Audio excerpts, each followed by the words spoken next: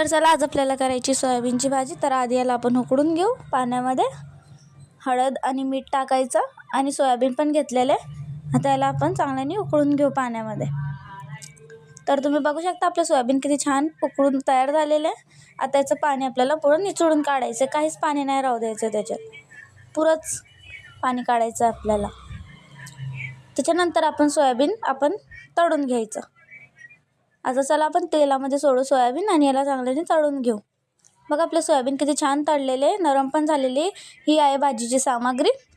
आता आपण करू सुरुवात भाजीची। बघा कढईमध्ये घेतलं जिरं, हिरव्या मिरच्या आणि कांदा। तेलामध्ये याला चांगल्याने हलवून घ्यायचं। त्याच्यानंतर जातील आपले टमाटर आणि हे आहे आपले सर्व मसाले। तुम्हाला दिसत असेल, जर तुम्हाला पुरा व्हिडिओ बघायचा तर माझ्या आयडी मध्ये जा, तुम्हाला पुरा व्हिडिओ भेटणार आहे। आणि याला पुन्हा हलवून घ्यायचं। गरम मसाला घ्यायचा आहे वरतून थोडासा। बघा आपल्या भाजीला चांगला उकळ आलेला आहे, तेल आलेलं आहे वरतून।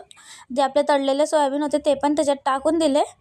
आता याला हलवून घ्यायचं आहे आणि थोडंसं पाणी घ्यायचं आहे, जास्त नाही घ्यायचं आहे, थोडंसंच घ्यायचं आहे। याला चांगल्याने हलवून घ्यायचं आहे।